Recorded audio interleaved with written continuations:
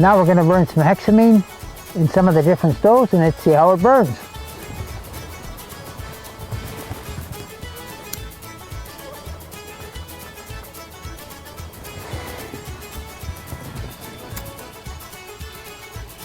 The nice thing is too, when you bring the hexamine with you, you can use that as your fire starter if you're trying to burn some wood. When I burn it in the bush cooker, I tend to hold my hex with my pliers, and then it allows me to place it right where I want inside of my stove.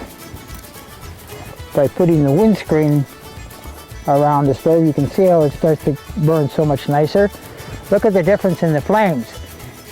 Here you go. Look at the amount of flame you have here. Look how much flame you have here.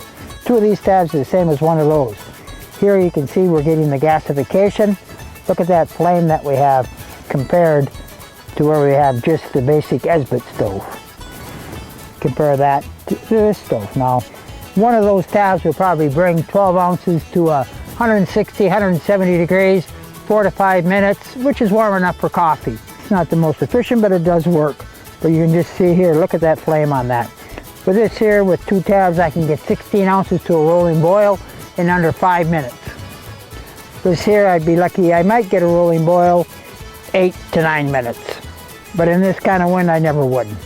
So I hope that helps you folks. Put this on here, and you can see on this stove, you can see the profile of how much flame you're getting directly underneath the pot. You can see it's quite breezy out here. Look at the difference on here. You can't hardly see any flame being directed on the pot. Now if we were to burn this, without the windscreen, it's almost running directly horizontal. You get no heat onto your pot. We could incorporate a windscreen with this, as you can see here now. See how that flame is going straight up? This would be an optimum setup right here. With this little stove without a windscreen, I'd be lucky in this kind of breeze to get 16 ounces of water up to 150, 160 degrees. I'd probably have to take 2 of these tabs or 14 grams of the Esbit tab to get that up to, I'd be lucky to get 160, 165 degrees in 8 minutes because I'm losing all my heat. With this stove here, as you can see, it's burning quicker, but you can just see how much flame, how much more efficient that is.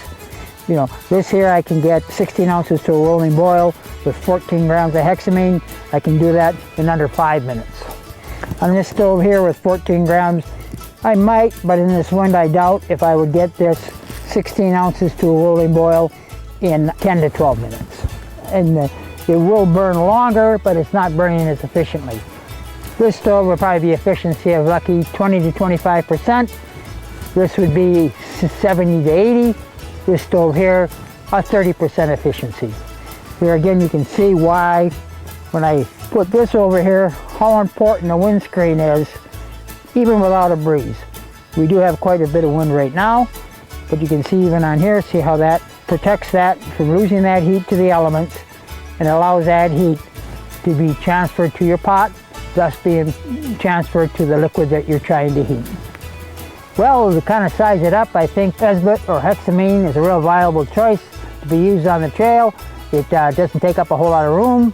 A little bit better efficiency than alcohol for the same volume. You don't have to have a container to put it in. Been used throughout the world since 1936. Millions and millions of people have used it. It's worked quite well. As you can see the difference between the different stoves. If you have a stove that is a more efficient wood burner, it'll automatically efficiently burn your hexamine. I find it for myself. I like it because I use it with when I burn wood as my fire starter, and then if I'm getting a little lazy, I just use the hexamine to cook my dinner. I'd like to thank you for coming and enjoy yourself on the trail.